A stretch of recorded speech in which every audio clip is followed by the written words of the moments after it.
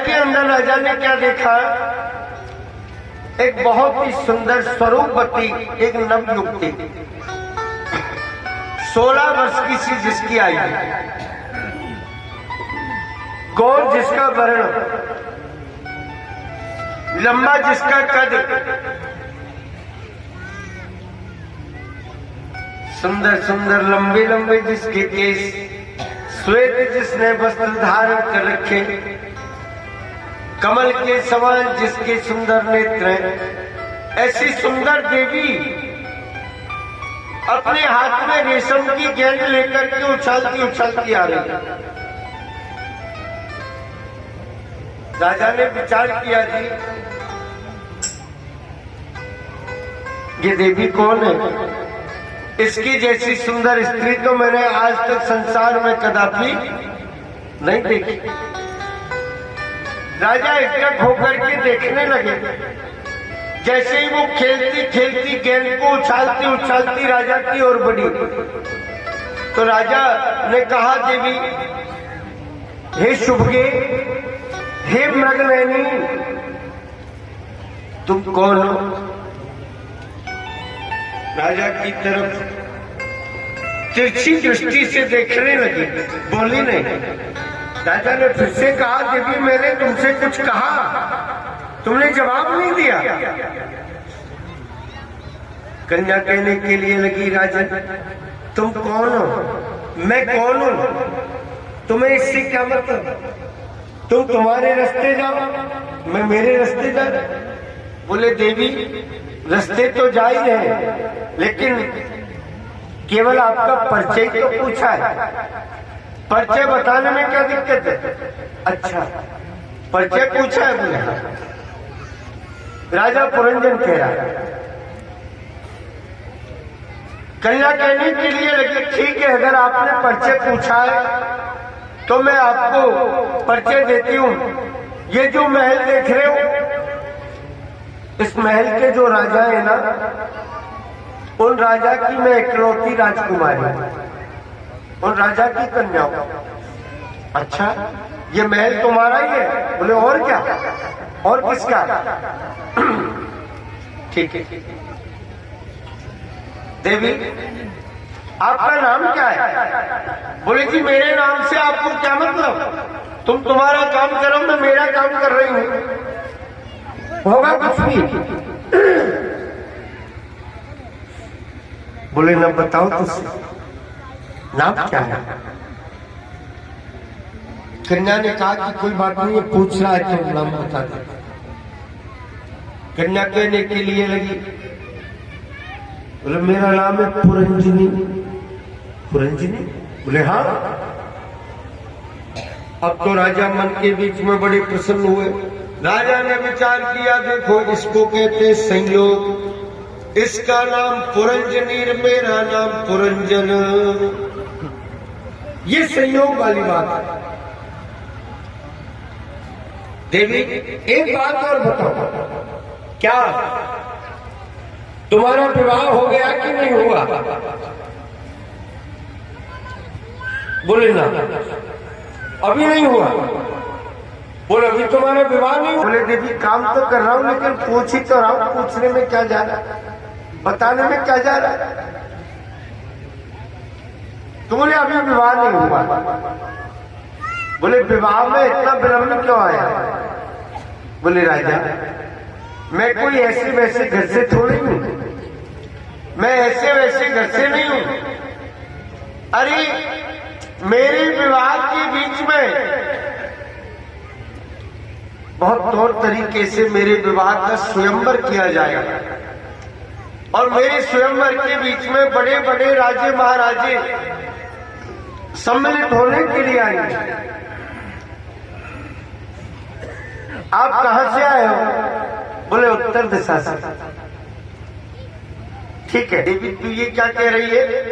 अरे 20 तक की गिनती तो कोई भी बोल देगा, रास्ते में चलता चलता बोल जाएगा, 20 तक की गिनती में क्या है? बोले ऐसे कैसे बोल जाएगा? हा? कोई भी बोल सकता है कि 20 तक की गिनती? जो जानेगा वही तो टानेगा। और जो जानेगा ही नहीं तो टानेगा कैसे? बोले देवी मैं कह रहा हूं ना, कोई भी बोल जाएगा। अगर सत्य के लिए तो स्वयंवर में से कोई भी ले जाएगा, क्योंकि 20 तक की गिनती तो कोई भी बोल देगा। राजा ने बहुत कुछ कहा, कोई दूसरी शर्त रख लो, लेकिन कह दिया बोले शर्त तो यही रहे। अच्छा ठीक है, अगर ऐसी बात। पत्रिका में लिखा, श्रीमान जी हमारे यहाँ कन्या पुरंजनी का स्वयंवर होना निश्चित किया है। स्वयंवर के बीच में शर्त यह है कि जो भी कोई 20 तक की गिनती बोल देगा, उसी के साथ में कन्या का विवाह कर दिया जाएगा। पहले राजा महाराजाओं के समय पर ऐसे स्वयंवर होते थे। कितने ही लोग अब भी ऐसी शर्त लगा लेते हैं। आपने देखा होगा, टोडा भीम तहसील में गांव पदमपुरा, खोर्रा पदमपुरा,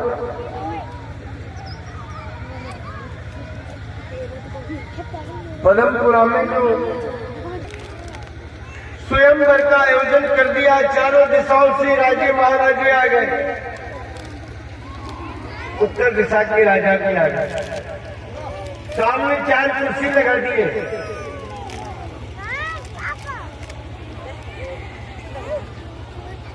अंदर की तरफ एक कुर्सी लगा दिए, राजकुमारी को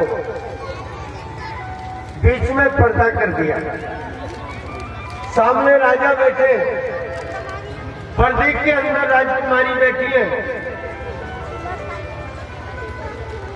ध्यान दीजिए मेरे भाई बहन, राजकुमारी कहने लगी, बोले कि पूरब दिशा के राजा खड़े होना। पूरब दिशा के राजा खड़े होना। कहां से आए? बोले पूरब दिशा। क्यों आए? बोले आपके यहाँ से पत्रिका गई। अच्छा, क्या लिखा हुआ था पत्रिका में? बोले जी पत्रिका में लिखा हुआ था कि हमारे यहाँ पुरंजनी नाम की कन्या का स्वयंवर हो रहा है। स्वयंवर में शर्त यह है कि जो भी कोई 20 तक की गिनती बोल देगा, उसी के साथ कन्या का विवाह संपन्न किया जाएगा। तो हम स्वयंवर देखने के लिए आए। अच्छा, बोले आप जानते हो 20 तक की गिनती बोलना? बिल्कुल जानते हैं। 1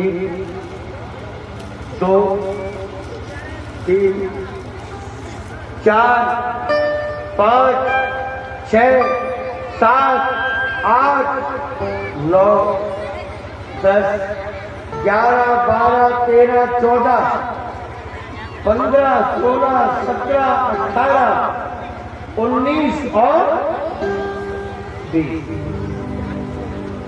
हो गई। हाँ हो गई गिनती। हाँ बोले हो गई ना। 20 तक की गिनती के लिए कहा था ना आपने, 20 तक की हो गई। क्या आगे भी बढ़ना है क्या? नहीं बोले क्या साथ में आगे बढ़ेगी। 20 तक की गिनती बोलना जानते हैं। चलो निकलो अच्छी तरह से बोलिए। बोले क्या अच्छी तरह से बोलिए? जानते नहीं हम उनकी बोलो। अच्छी तरह से बोलिए, आगे समय को बर्बाद करने के लिए। चलो बढ़ो। पूरब दिशा के राजा का मुंह ऊपर गया, चेहरा बिल्कुल से उतर गया। ओहो ये क्या हुआ? लेकिन चक्कर क्या पड़ा? बोले देवी अगर जल्दीबाजी में उलाद जुलाद में अगर कोई संख्या रह गई हो, एक बार दोबारा फिर से बोल दो। आप जानते हो गिनती बोलना? बोले हाँ जानते। अगर जानते हैं तो बोलो।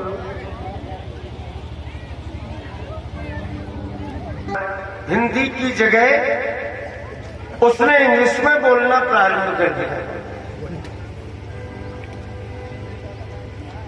क्या बोला? 1 2 3 4 5 6 7 8 9 10 11 12 13 14 15 16 17 18 19 और 20 हो गई? बोले हाँ। चलो बढ़ो आगे। देवी क्या कोई कसर है? अरे ये कसर क्या, तुम जानती नहीं हो। समय बर्बाद करने के लिए आ गए। मन के बीच में तो बताओ कितने खुश हो रहे, कितने बड़े बन रहे। हम स्वयंवर में आए शादी करने के लिए, राजकुमारी से विवाह करेंगे और 20 तक की गिनती जिनको बोलना आता नहीं, क्या थाक शादी कर दो? जानते तक नहीं हो। अच्छा ठीक है। दक्षिण दिशा के राजा का नंबर आया। इसने कहा जी आप कहां से आ रहे हो? बोले दक्षिण दिशा से। अच्छा आप जानते हो 20 तक की गिनती बोलना? हाँ जानते हैं। जानते हो तो फिर बोलो। राजा ने विचार किया कि पूर्व दिशा के राजा ने हिंदी में बोली सो राजकुमारी को नहीं जमी। पश्चिम दिशा के ने इंग्लिश में बोली, राजकुमारी को वो भी नहीं जमी। हो सकता है ये वेदवाणी प्रवर्तते,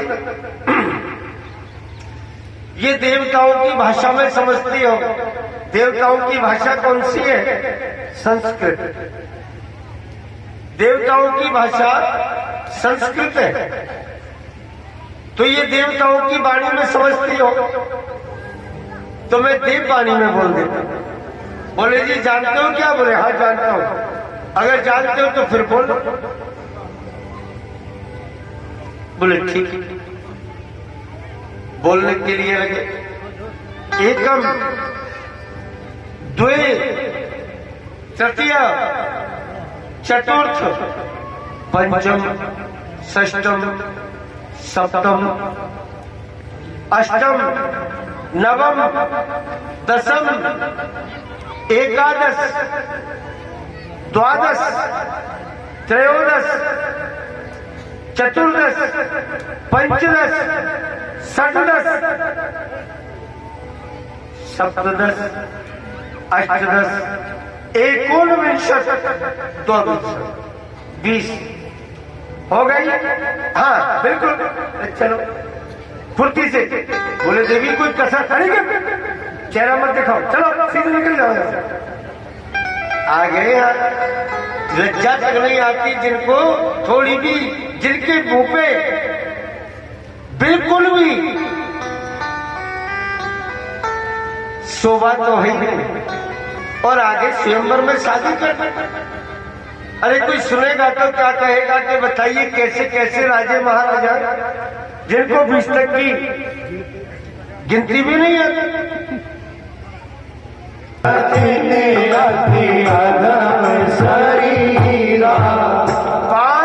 बोले 5 तक नहीं, सबके देखते देखते और माला भरी सभा के बीच में बरमाला पहना दिए।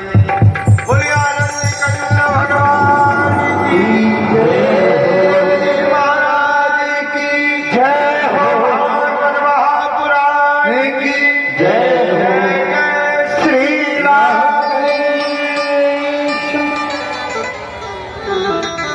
मेरे भाई बहन